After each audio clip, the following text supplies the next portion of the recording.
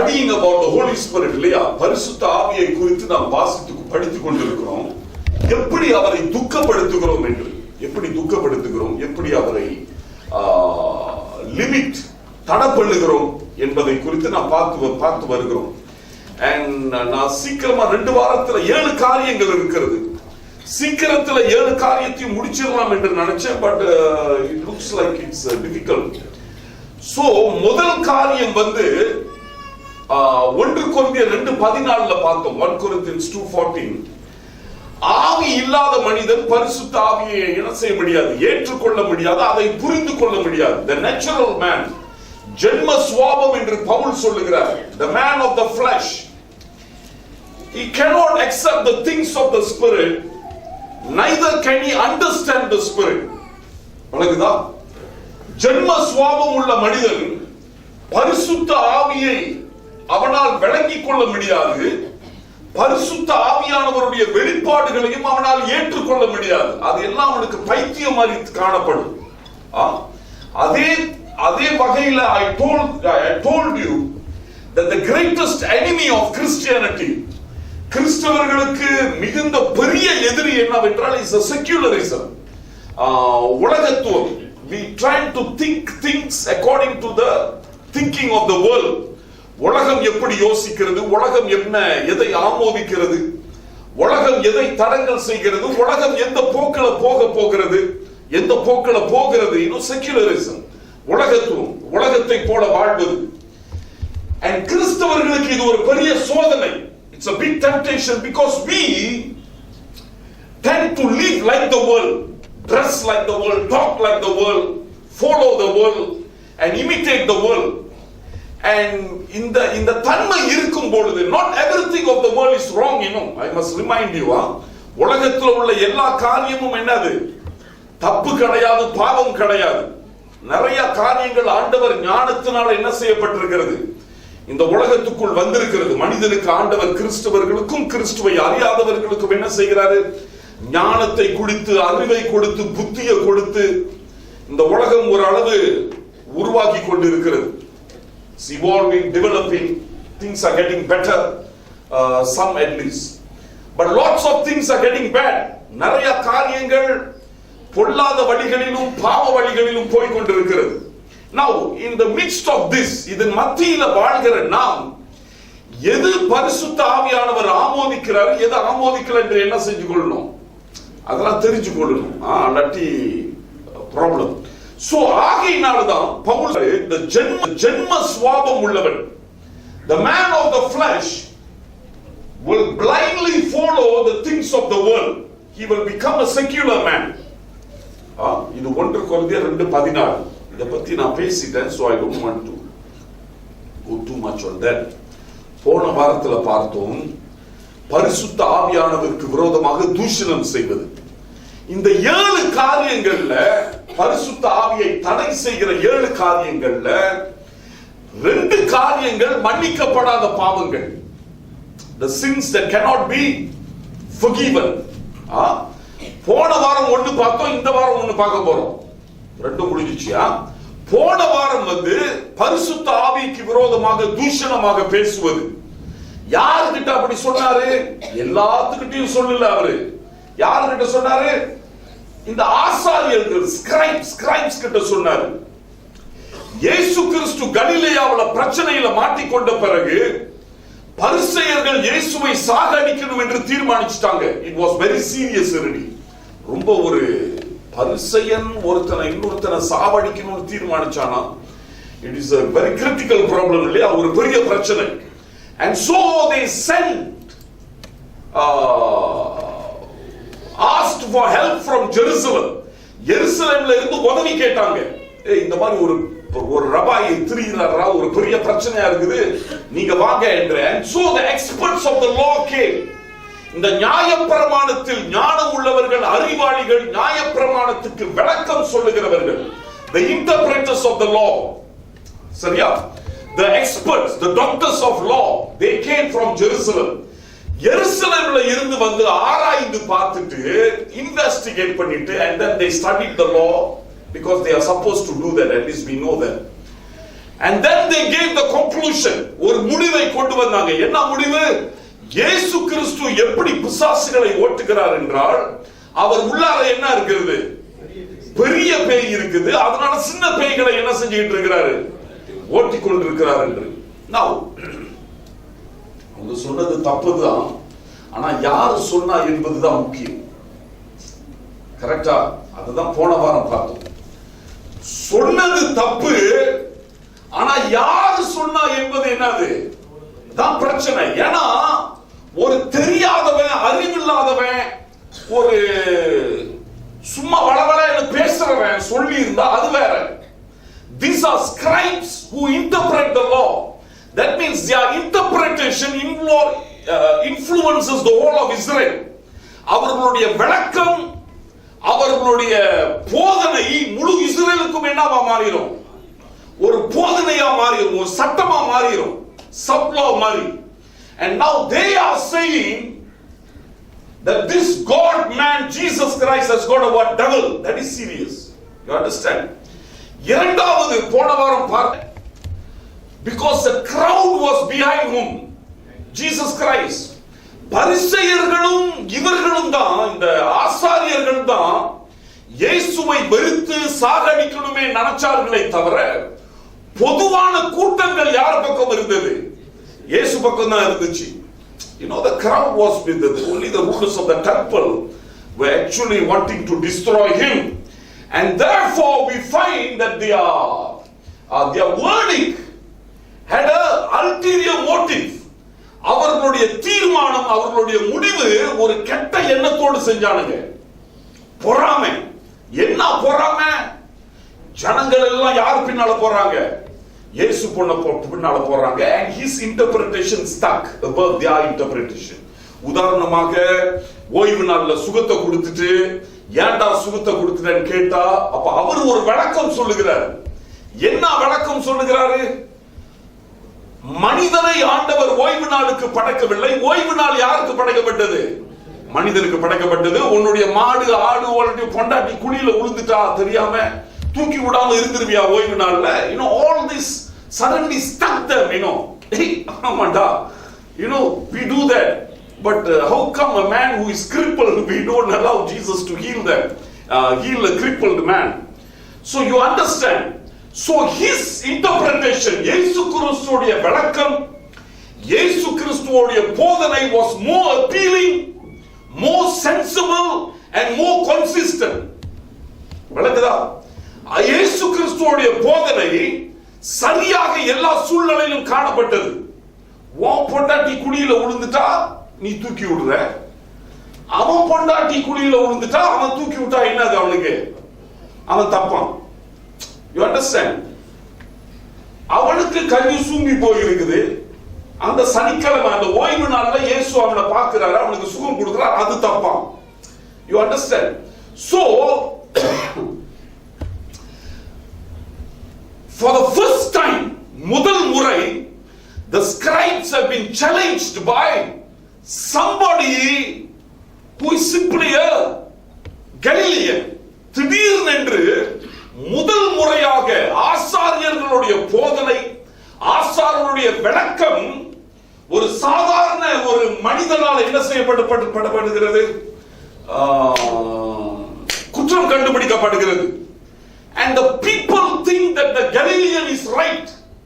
கலிலேயா உள்ள இயேசுதான் சரி, அவர்கள் தப்பு என்று என்னது ஒரு முடிவுக்கு வந்துட்டாங்க. And all these things, and then they said, this is all are the reasons. இதுதான் காரணம். இயேசுல என்ன இருக்குது? பேய் இருக்குன்னு சொல்லிட்டாங்க. So Jesus says, don't do that. That sin will not be என்னது? Forgiven. ஏன்னா தீர்மானம் எடுக்கிறது நீ ஆசாரியன். நீ எல்லாத்தையும் விளக்கம் பண்ணி ஒழுங்கா கரெக்டா என்ன செய்யணும்? வேதாகமத்துக்கும் போதனைக்கும் விளக்கம் கொடுத்து ஜனங்களை நடத்த வேண்டும். நீ ஜனங்களை நடத்துகிறவன். நீ சாதாரணமான ஆள் கிடையாது. You are not a layman. You are a scribe. You are a pastor. You are a bishop or you are a pope. You understand? தீர்மானம் எடுக்கிறது. இரண்டாவது, நீ எதுக்கு தீர்மானம் எடுக்கிற? கெட்ட எண்ணத்தினால. எல்லாம் இயேசு பின்னால போயிட்டாங்கன்ட்டு அவர் உள்ளார என்ன இருக்குது? பேய் இருக்குடான்னு சொல்றேன். You understand? That is the sin of blasphemy. இதுக்கு நான் போன வாரம் நிறைய நேரம் செலுத்தினேன், இன்னைக்கு நேரம். ஏன்னா சில வேளையில நம்ம லூசா இந்த காரியங்களை பயன்படுத்துவோம்.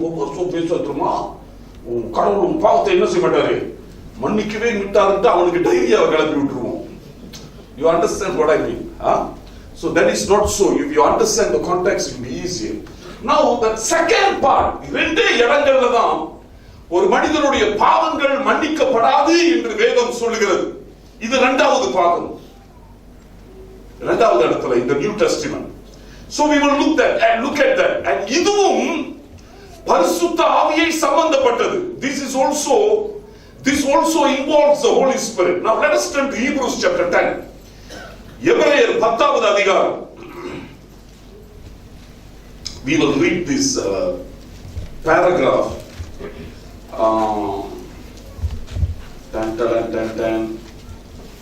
24 to 31. 24ல இருந்து 31 வரையில நல்ல சத்தமா வாசி.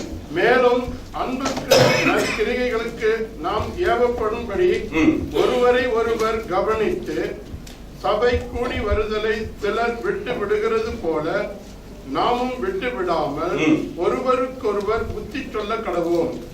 நாளானது சமீபத்து வருகிறதை எவ்வளவாய் பார்க்கிறீர்களோ. So you see, stop கொஞ்ச நேரம் ஐயா.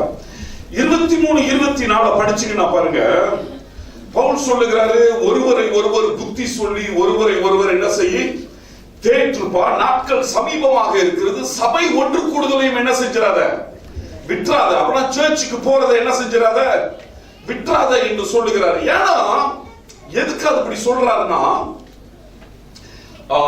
ஒரு காரணம், it is in the search, இந்த திருச்சபையில தான் நம்ம ஒருவரை ஒருவர் என்ன செய்கிறோம் தேற்றுகிறோம். our fellowship, our get together, our meeting one another, it becomes some kind of a moral boosting. ஒரு நமக்குள்ள ஒரு we are not alone, நாம் தனிமையில் இல்லடா, நம்ம கூட இவ்வளவு பேர் இருக்கிறாங்க, நம்ம எல்லாம் ஆராதிக்கிறோம், நம்ம ஒரே கடவுளை ஆராதிக்கிறோம் என்று ஒரு உற்சாகம், ஒரு பலன், ஒரு திடன் கொடுப்பதற்கு. So Paul says கடவுள் வருகிற வரையில, ஆண்டவருடைய வருகை சமீபமாக இருக்கிறது, அவர் வருகிற வரையில we keep on doing this. இத செஞ்சுக்கிட்டே இருக்கணுமா, ஒருத்தர் என்ன செய்யணுமா, பலப்படுத்திக்கிட்டே இருக்கணுமா, ஒருத்தர் பலப்படுத்திக்கிட்டே இருக்கணுமா. நேத்து இல்ல நான் இதை பிரசங்கம் பண்ண நான் அர்த்தப்படல, நான் திடீர்னு வருது. நேத்து இந்த யூடியூப்ல ஒருத்தருடைய சாட்சியை கேட்டுக்கிட்டு இருந்தேன். நான் யாருன்னு சொல்ல மாட்டேன், ரொம்ப அருமையான சாட்சி, அவர் மேல எனக்கு தப்பு கிடையாது. சொன்னா நீங்க செகண்ட் ஸ்டெப்புக்கு போயிருவீங்க, அதனாலதான் நான் சொல்லல. அதெல்லாம் யோசிக்காதீங்க, வேணுமோ சொல்றான் பசல்ட்டு விட்டுருங்க. ஒரு சாட்சி சொன்னாரு, அவர் சாட்சி சொன்னது நசமோல எனக்கு ரொம்ப உற்சாகமா இருந்துச்சு. ஒரு 10 நிமிஷம் யூடியூப்ல சாட்சி சொல்றாரு, ஆண்டவர் எப்படி நடத்துகிறாரு, அவருடைய காரியத்தை எப்படி எல்லாம் ஜெபத்துல செய்வாரு, கடவுள் அவர் ஒரு வியாபாரி வச்சுக்கொள்வோமே. He is not actually a businessman, he is something else, but as I told you, I don't want to tell you what he did. Okay, so he shared 10 நிமிஷம் and he is talking that he is encouraging Christians. எங்க பேசுகிறார் தெரியல, of course it's in India. Oh, you must do it, you must, come on, let's go ahead and do it, do it in the name of Jesus, God will bless. I am in a dirty industry, but in that dirty place I stand for my God and I pray and I do it and God has given me success. ஒரு 10-15 நிமிஷம் நினைக்கிறேன். He talks and it was a very encouraging testimony. எனக்கு at least ரொம்ப ஆசீர்வாதமா இருந்தது. அந்த டெஸ்டிமனியை பார்த்துக்கிட்டு இருக்கும்போது there's another preacher who is preaching, a very popular preacher who has come to our church. I am not nothing against him, அவருக்கு விரோதமா நான் இன்னும் சொல்லல. He is actually அந்த பிரசங்கத்துல இவரை தாக்கி பேசுகிறார், அந்த சாட்சி சொல்லுகிறவர், அவர் எப்படி அந்த தொழில இருக்க முடியும் அப்படி என்று. And I think this is what Paul tells us not to do. You understand? சில காரியங்களை உன்னால விளங்காவிட்டால், சில காரியங்களை உன்னால் ஏற்றுக்கொள்ள முடியாவிட்டால், கடவுள் வரல என்ன செய்ய, கொஞ்சம் காத்துக்கலாம், பொறுமையாயிரு. ஏன்னா புது இடங்கள்ல நம்ம பேசும்போது, அது யூடியூப்ல போடும் பொழுது ஒரு பிரசங்கியார் இன்னொரு பிரசங்கியார் முதுகுல குத்தும் போது, I think that is not what God wants us to do. இந்த இடத்துல பாருங்க, ஒருவரை ஒருவர் என்ன செய்யுங்க, நல்கிரியைக்கு தேற்றுங்கள், உற்சாகப்படுத்து. ஒருத்தரை பத்தி நல்லது சொல்ல முடியும்னா சொல்லு. நல்லது சொல்ல முடியாட்டி, அவனும் கடவுளுடைய ஊழியக்காரன், கடவுளுடைய பிள்ளை, உனக்கு நல்லது சொல்ல முடியாட்டி, விளங்கி கொள்ள முடியாட்டி, at least you wait until who comes? Jesus comes la. You understand? Unless the best is you go and talk to him என்னது directly. நேரா போய் பேசுற, பிரதர் நான் நினைக்கிறேன் நீங்க செய்யறது தப்பு, அல்லது நீங்க இப்படி சொன்னது தப்பு அப்படி என்று. When we do this over YouTube, you know, the Dinakaran பத்தி கூட, you know, I think you all know the fighter. All these fights, whether right or wrong, I'm not interested. சரியோ தப்பு. But don't do it in front of another non-believers. Pavul சொல்லுகிறார், நீ ஒரு நாள் தெய்வ தூதர்களை நியாயம் தீர்க்க போகிற, என்னடா நீ அவிசுவாசிகள் முன்னால போய் என்னது நியாயம் தீர்க்க நிக்கிற என்று சொல்லுகிறார். Am I right? கொரிந்தியர்ல சொல்றாரா இல்லையா? One day you are going to judge angels. What are you standing before unbelievers for judgment? Now when you go into YouTube and condemn one another, ஒருவரை ஒருவர் தாக்கி இப்படி போட்டி அப்படி பண்ணும்போது, the non-believers are actually what? Judging us, and they write all rubbish. Why do you do that? Sorry, okay. Now let's go, continue. படிங்க. சபை கூடி வருவதில் சிலர் விட்டு விடுகிறது போல நாமும் விட்டு விடாமல் ஒருவருக்கொருவர் புத்தி சொல்ல கடவோம். நாளானது சமீபித்து வருகிறதை எவ்வளவாய் பார்க்கிறீர்களோ அவ்வளவாய் புத்தி சொல்ல வேண்டும். ஒருவருக்கு ஒருவர் புத்தி சொல்ல வேண்டும். ஒருவருக்கு ஒருவர் புத்தி சொல்ல கடவோம். ஒருத்தருக்கு ஒருத்தர் போய் புத்தி சொல்லுன்னு சொல்றாரு. பொதுவா யாரையும் வச்சு வாங்கு, அடி, நொறுக்கு, அவன் இல்லாத டைம்ல தாக்கு, அதெல்லாம் சொல்லல. சரி ஐயா படிங்க. சத்தியத்தை அறிவை அடைந்த பின். நல்லா படிங்க ஐயா. எக்ஸ்கியூஸ் மீ, நல்லா கேளுங்க. இந்த வசனம் தான் முக்கியமான வசனம். இதுலதான் சொல்லுது என்னது, பாவ மன்னிப்பு கிடையாது என்று. 26. சத்தியத்தை அறியவும், சத்தியத்தை அறிந்த பின், அறிவை அடைந்த பின்பு நாம் மனப்பூர்வமாய் பாவம் செய்கிறவர்களாய் இருந்தால் பாவங்களின் நிமித்தம் செலுத்தத்தக்க வேறொரு பலி இனி இராமல். கரெக்டா பாருங்க, சத்தியத்தை அறிந்த பின்பு அவன் மனப்பூர்வமாய் பாவம் செய்தால் வேற ஒரு பாவ நிவர்த்தனை பலி என்னது கிடையாது. For if we go on sinning deliberately after receiving the knowledge of the truth, that no longer remains a sacrifice for sins. Okay. நியாயத்திற்கு வரும் என்று பயத்தோடும் எதிர்பார்ப்புதலும் விரோதிகளை பட்சிக்கும் கோப அக்கினியுமே இருக்கும். So a fury fire for the adversaries. Okay. மோசேயினுடைய பிரமாணத்தை தள்ளுகிறவன் இரக்கம் பெறார். 2-3 சாட்சிகளின் வாக்கினாலே சாகிறானே.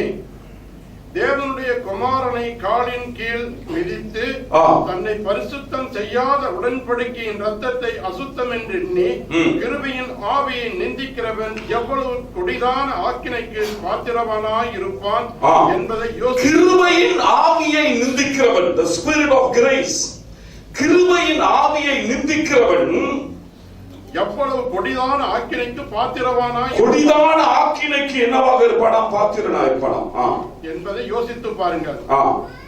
பழி வாங்குதல் எனக்குரியது. Vengeance is mine, நானே பதில் செய்வேன், and I will repay என்று கர்த்தர் சொல்லுகிறார். என்று கர்த்தர் சொல்லுகிறார். நான் இந்த இடத்துல தான் ஆண்டவர் சொல்லுகிறார், நான் பழி வாங்குவேன் என்று. சரியா? இந்த வசனத்தையும் சும்மா என்ன செய்யக்கூடாது, நம்ம பயன்படுத்தக்கூடாது. ஆண்டவர் பழி வாங்குவேன்னு சொன்னாரு, நீ ஒழுங்கா இரு, நீ திருடிட்டியா, கிளவி மேல கல்ல விட்டு அடிச்சியா, ஒழுங்கா இரு. ஆண்டவர் என்ன செய்வாரு, பழி வாங்குவாரு. உன் மேல பெரிய ஆண்டாங்கல்ல போட போறாரு. பழி வாங்கினாருன்னா கஷ்டம். All these are wrong interpretation. That's not right.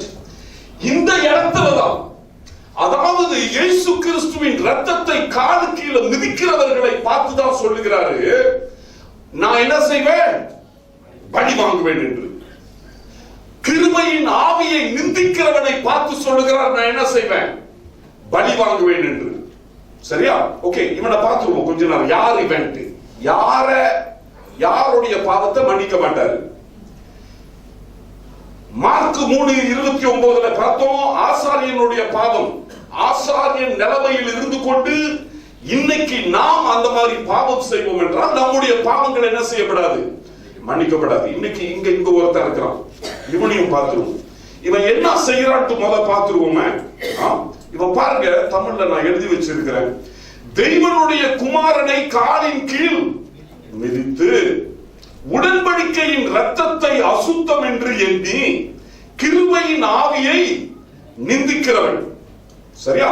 அது மட்டுமல்ல, 26 சொல்லுகிறது, இவன் அறிவை பெற்று சத்தியத்தை அறிந்தவன். கரெக்டா? This guy or this person, this man or this woman has received knowledge and knows the truth. சத்தியத்தை அறிந்தவன்.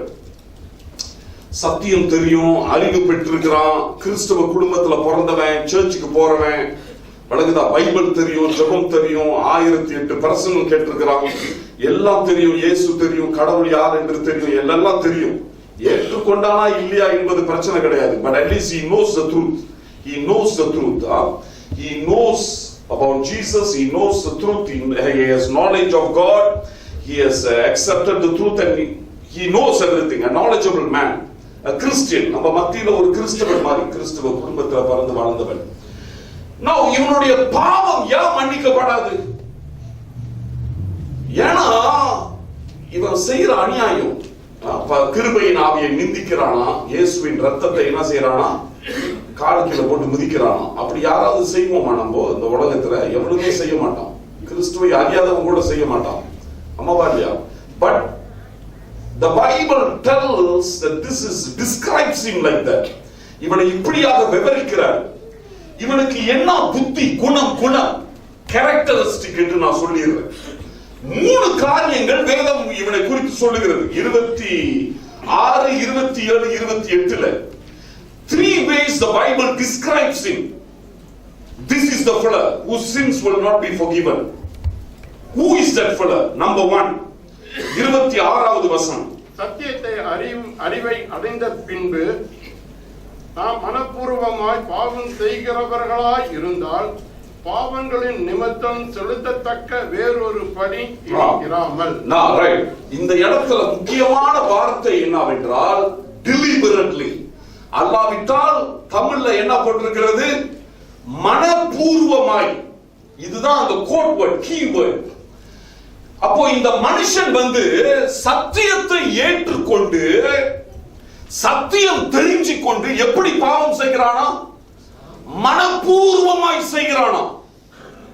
மனப்பூர்வமாய் என்று சொல்லப்பட்ட வார்த்தை கிரேக்க பாஷையில in which this scripture is written. The Greek word is hekiosios. Now mind, it doesn't matter. எனக்கு pronounce பண்ணவே கஷ்டமா இருக்குது. அர்த்தம் என்னவென்றால் purposely தமிழ்ல ஒரு நல்ல வார்த்தையை சொல்லுங்க பாப்போம். Correct.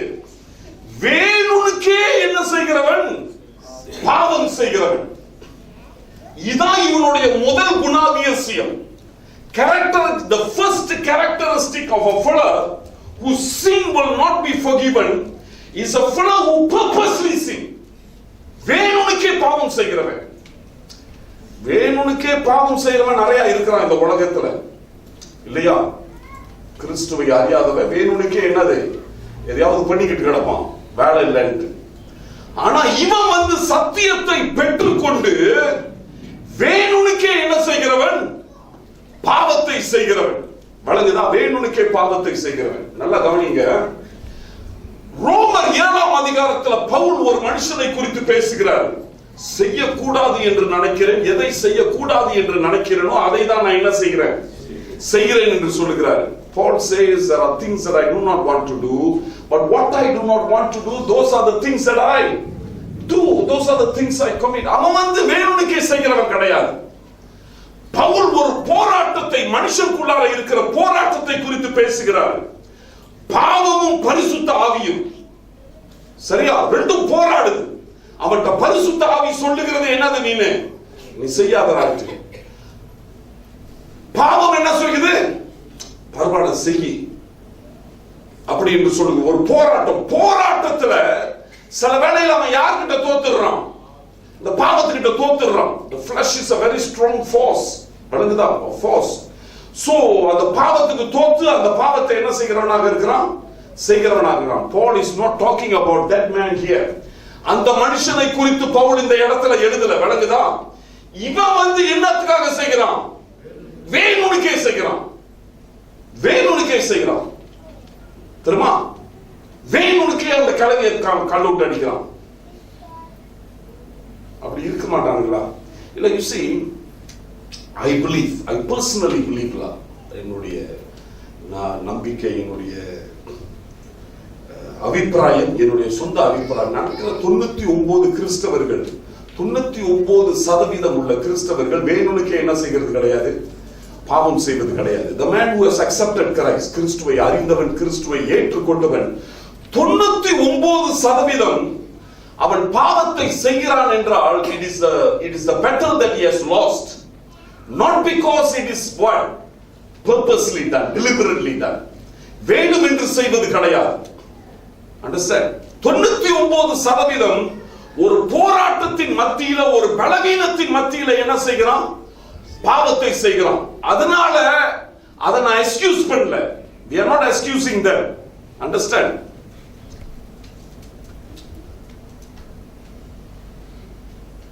I cannot excuse that law because I also sin what? You understand? We cannot go on sinning. We cannot keep on losing to the devil. You understand? So now let's come back to this one before my thought goes somewhere else. திரும்ப இங்க வந்துருவோம். So இவனை பத்தி பவுல் சொல்லும் பொழுது பவுல் சொல்லுகிறார், பவுலோ எபிரேயருக்கு எழுதினவர், whoever the author is, சொல்லுகிறார், இவன் வேணும் செய்கிறவன்.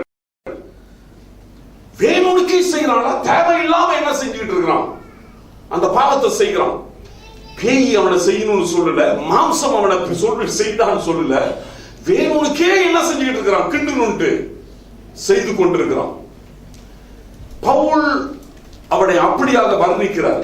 A man who deliberately sins, a man who purposely sins. Number 1. Number 2, what happens to that fellow? 27வது வசனம். The second characteristics. நியாயத்தீர்ப்பு வரும் என்று பயத்தோடு எதிர்பார்க்குதலும்,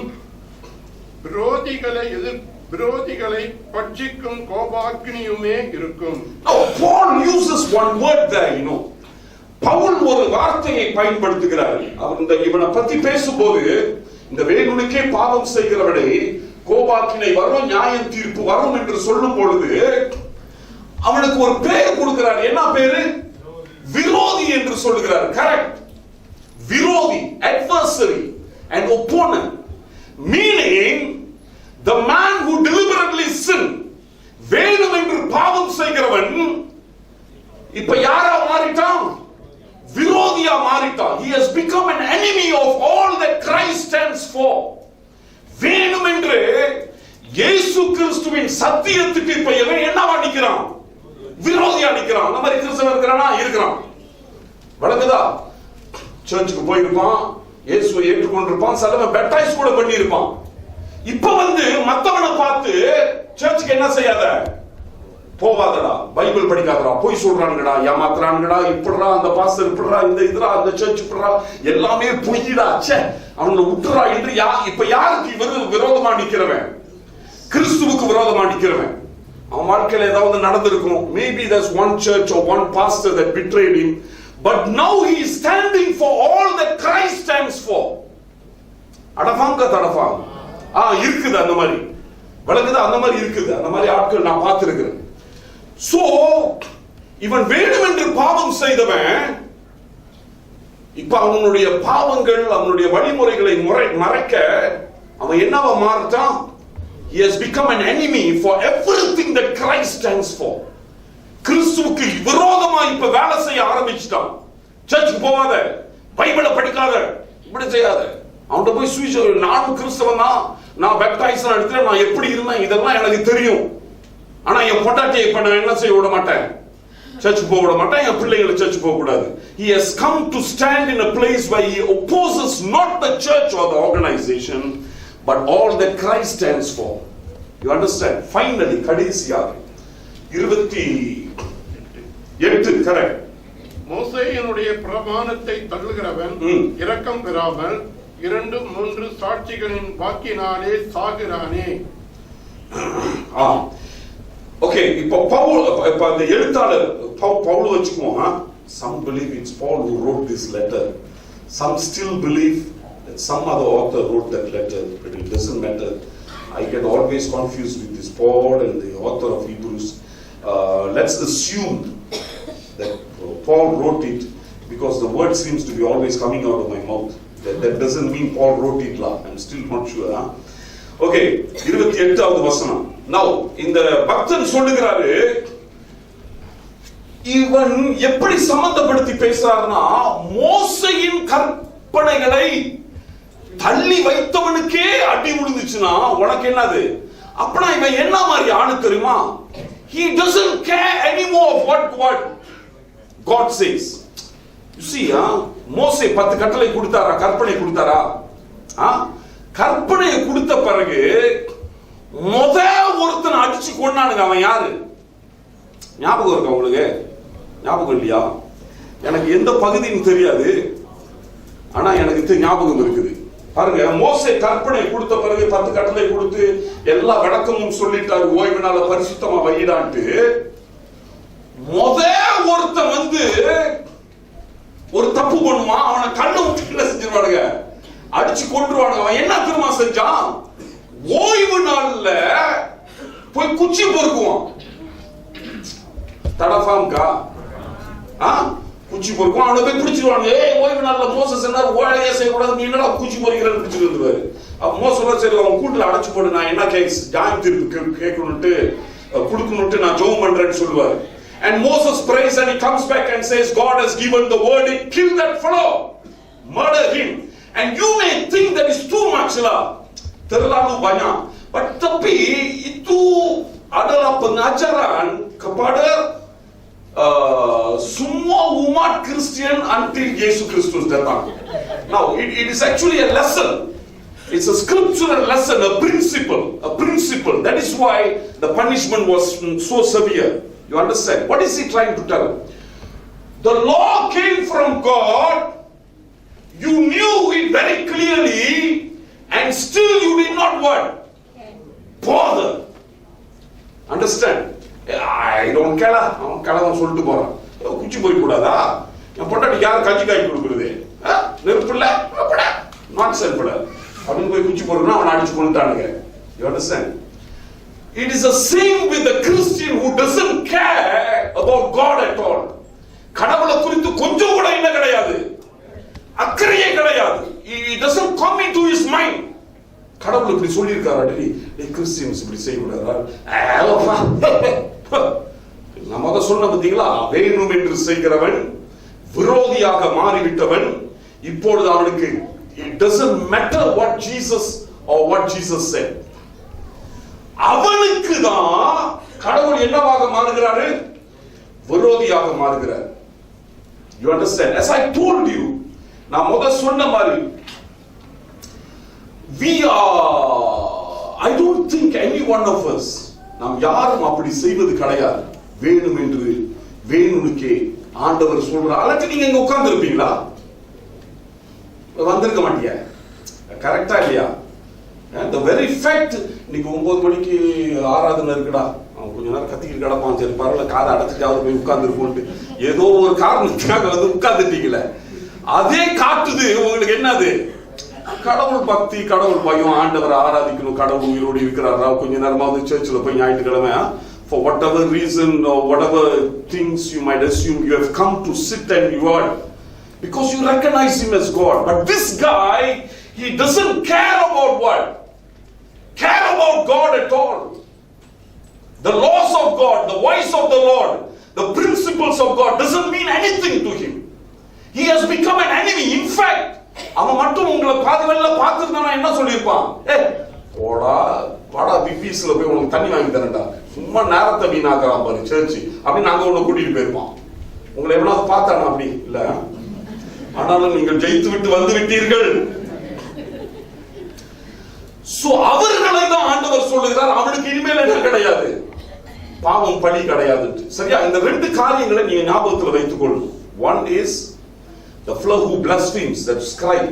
The second fellow has actually received Christian knowledge, கிறிஸ்துவ அறிவு தன்மை எல்லாம் இருக்குது. பைபிள் படிச்சவன், ஜெபம் பண்ணவன், சர்ச்சுக்கு போனவன் எல்லாம் இருக்குது. ஆனா இப்ப என்னவா மாறிட்டான்? விரோதியா மாறிட்டான். He has become an enemy for whom Christ and all that he stands for doesn't mean anything. இப்படிப்பட்டவர்களுடைய பாவங்கள் என்ன செய்யாது? மன்னிக்கப்படாது. நம்ம ஜெபம் பண்ணிக்கணும். நம்ம இந்த மாதிரி நிலைமைக்கு என்னது வந்திருக்க கூடாது, வரக்கூடாது என்று பவுல் சொல்லுகிறார். Be careful when you think you stand, be careful you may என்னது fall. நீ ஜாக்கிரதையா இரு. நீ நிக்கிறேன் என்று நடக்கும் பொழுது என்ன செஞ்சிருவ? எங்க விடுவேன்னு உனக்கே தெரியாது என்று சொல்லுகிறார். Understand? It is the grace of God that என்னது holds us, you know. கடவுளுடைய கிருபை. பாருங்க, வாழ்க்கையில சின்ன பிள்ளையில இருந்து பாவத்துல போராடிக்கிட்டே தான் இருக்கிறோம். இந்த போராட்டத்துல எந்திரிக்கிறோம், உழுவுறோம், பைஸ்கல்ல ஏறுறோம், உழுவுறோம், பஸ்ல ஏறுறோம், உழுவுறோம். ஒரு கேம்புக்கு போனா ஸ்பிரிச்சுவாலிட்டி மேல போயிருது, அல்லாட்டி தரமட்டமாகிருது. பிரச்சனை இருந்துச்சுன்னா இன்னும் குடிய நோண்டிக்கிட்டு கீழே போயிருது ஆவிக்குரிய வாழ்க்கை. விளக்குதான்? இதன் மத்தியிலும் நம்ம இந்த ஆண்டவரை பிடித்துக் கொண்டு இருக்கிறோம் என்றால் it is simply because of his grace, you know, his grace. Understand? Because when his grace is absent, people get totally lost. அவருடைய கிருபை இல்லாவிட்டால் நாம் பரிபூர்ணமா என்ன செஞ்சிருவோம்? தொலைஞ்சு போயிடுவோம். So okay, in closing முடிச்சிடுறேன். ரெண்டு மூணு காரியங்களை சொல்லிட்டு முடிச்சிடுறேன். Just statements and maybe one or two lines of explanation. Number one, you must understand nobody is perfect in this world. Understand? இந்த உலகத்துல யாருமே என்ன கிடையாது, பரிபூர்ணம் கிடையாது. சிலர் நம்ம யூடியூப்ல பாக்குறோம், டெலிவிஷன்ல பாக்குறோம், சில பிரபலமான அறிவிப்பு, இப்படி பக்தன் அப்படி பக்தன், அவரு 15 பேரை உயிரோடு எழுப்பியிருக்கிறாரு, 58 பேரை ஐசியூல இருந்து வெளியாக்கி இருக்கிறாரு. All that we hear and those are good. அது நல்ல காரியங்கள். ஆனா அவர்களோடு கூட சில வேளையில நாம் நெருங்கி பழகும் பொழுது அப்பதான் நம்ம உணர்வோம், என்னது இது, நான் என்னமோ நினைச்சேன், இது என்னது சாக்கடையால இருக்குது அப்படி என்று நம்ம உணர்வோம். உணர சில வேலை வைப்பாரு. And the Lord sometimes reveals their weaknesses to us to tell us those miracles happened because of God's grace, not because of the man. God will never want us to worship any man, you know. You understand? கடவுள் எந்த காரணத்தை கொண்டு நாம் எந்த மனுஷனையும் ஆராதிக்க வேண்டும் என்று என்ன செய்ய மாட்டாரு? விடவே மாட்டார், ஆமோதிக்க மாட்டார். அதை என்ன செய்வது கிடையாது, விரும்புவதும் கிடையாது. You understand? Just when you think somebody is high in the pedestal, put him high in a pedestal and almost at the point of worship, the Lord purposely reveals his weakness just to tell us that his treasure is actually in jars of clay. Pavul சொல்லுகிறார் 2 கொரிந்தியர்ல, அவருடைய விலையேறற்ற பொக்கிஷத்தை எதுல வைத்திருக்கிறாராம்? மண்பாண்டங்களில் வைத்திருக்கிறாராம். அவர் பொக்கிஷத்தை எதுல வைப்பார் அப்படின்னா மண்பாண்டத்துல தான் வைப்பார். பொன் பாண்டத்துல வச்சிருந்தார்னா நம்ம பொன் பாண்டத்தை என்ன செய்ய தோங்கிடுவோம்? ஆராதிக்க தோங்கிடுவோம். ஒரு தத்துவமா சொல்லல, நானு சொல்லிட்டோம் போல சீரியஸா கேட்டு. சோ அவர் பொக்கிஷத்தை எப்பயுமே வைப்பது என்னது? மண்பாண்டத்துல தான். தூரத்துல இருந்து பார்த்தா ஒண்ணு தெரியாது, கிட்ட போய் பழகினா இது 1.5 வள்ளி தொட்டிடா, ஆக்கா ஊத்திக்கிட்டு இருந்தான் அப்படின்னு பார்ப்போம். So we have no respect for the தொட்டி, but rather what is inside it. You understand what I mean? அதே மாதிரி தான். Don't worship anybody. Don't worship any pastor. Don't think that I am a good man.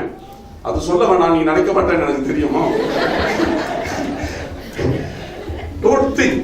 அதெல்லாம் this pastor, this preacher, this all this இந்த வளபரலாம் போடுறது என்னத்துக்கு போடுறோம்னா நீங்க வரணும்னு தான். என் பையன் கான்ஃபரன்ஸ் வீணா போயிட கூடாது, ஒன்றும் கிடையாது. I don't have respect for anybody anyway, and I don't want you to another worship anybody. Honor people, honor them, because the Bible tells honor the pastor, honor the preacher, do whatever you can, serve them, understand, be a slipper for them, no problem. But don't go to a point of another worshipping them. You understand? It is, they are there because of who? God's grace. அவர்கள் அங்க இருப்பார்கள் என்றால் கடவுளுடைய கிருபை. So nobody is perfect. யாருமே என்ன கிடையாது, பரிபூர்ணம் கிடையாது. எனக்கு ரொம்ப பிடிச்ச ஒரு எழுத்தாளர், one fellow that I almost worship his writing, the wrong word to use, but you know, is a man who lived in the 17th century by the name of A.W. Pink. அவரை பத்தி Martin Lloyd Jones என்று புதிய ஒரு பிரசங்கர் அவர் எழுதுகிறாரு, no man can ever live with him, only his wife can. After he died, the wife got deliverance. You know, so அந்த மாதிரி, you understand what I mean? It is simply God used them, that's all. God used them. Number one, nobody is perfect. Number two, kadisiyaga, the second thing. But that doesn't mean we go towards a particular goal. Understand? அது வந்து அதனால நான் வந்து இப்படி இருப்பேன் அப்படின்னு என்ன செய்யக்கூடாது, இருக்கக்கூடாது. We must always go towards perfection. Why? Because the Bible tells us to do that. மத்தேயு 5:48 படிச்சு முடிச்சிரும். So I want to close my Bible. Matthew chapter 5 verse 48. பரலோகத்தில் இருக்கிற உங்கள் பிதா பூரண சத்குணராய் இருக்கிறது போல நீங்களும் பூரண சத்குணராய். இதான் நம்மளுடைய standard. This is our standard. அவர் பூரண சத்குணராக இருக்கிறபடியினால் நாமும் என்ன செய்வோம், பூரண சத்குணராக இருப்போம். நான் அடிக்கடி சொல்லுவோம் பாத்தீங்களா, மோட்டார் சைக்கிள்ல இருந்து பைசிக்கல்ல இருந்து கீழே விழுந்துட்டா நம்ம விழுந்தே என்ன செய்ய மாட்டோம், கடக்க மாட்டோம். எந்திரிச்சு என்ன செய்வோம், திரும்ப ஓட்டுவோம். திரும்ப அந்த தவற செய்யாதபடி சிறப்பா ஓட்ட என்ன செய்வோம், முயற்சி எடுப்போம். ஆமாவா இல்லையா? This is what we do. We try to get better. We try to grow. We become better. That is why the Bible is there to teach us how to become better. So this is must be our dream. இதுதான் நம்முடைய கனவு. எங்க அப்பா standard 6 வரல படிச்சாரு, நானும் standard 6 வரல வந்துட்டேன். இனிமேல் படிக்க மாட்டேன். ஏன் எங்க அப்பா ஸ்டாண்டர்ட் 6 தான், நானும் ஸ்டாண்டர்ட் 6. ஓகே, அப்படி நீ ஏதாவது பல்ப் இருக்குதா? ஸ்டாண்டர்ட் இருக்கும். ஸ்டாண்டர்ட் 6ல வந்து இங்க வந்து உட்கார்ந்து இருக்குது. ஒருவேளை அது அப்படி நினைச்சிட்டான்னு தெரியல. ஆனா நல்ல அப்பனா இருந்தா அவன் என்ன செஞ்சிருப்பான், டேய் நானே 6ஆம் வகுப்புடா, அதான்டா மரம் வெட்டுறேன், நீ அப்படி இருக்க கூடாதுடா. நீ எங்க போயிடணும், சரி குறைஞ்சது ஒரு ஃபார்ம் 3ஆவது போயிரு. அப்படி சொல்லு எனக்கு பாடம் படிச்சுட்டாட்டு. ஃபார்ம் 3 போறவங்களாம் முதிக்கணும். சரி பரவாயில்ல, அது பரவாயில்ல. உங்க பேர் ஆத்திரம் விட்டுக்கு போறீங்க, நிறைய ஃபார்ம் 3 நிறைய இருக்கு. ஆனா சில ஸ்டைலா முடிச்சுட்டு கோட் போட்டுட்டு யூனிவர்சிட்டி மாதிரி வந்து உட்காந்துருக்கோம். நான் ஒட்டி தான் போட்டிருக்கேன், அதனால ஃபார்ம் 3 நினைச்சுறாங்க. அதை எப்படியோ தாண்டிட்டேன்.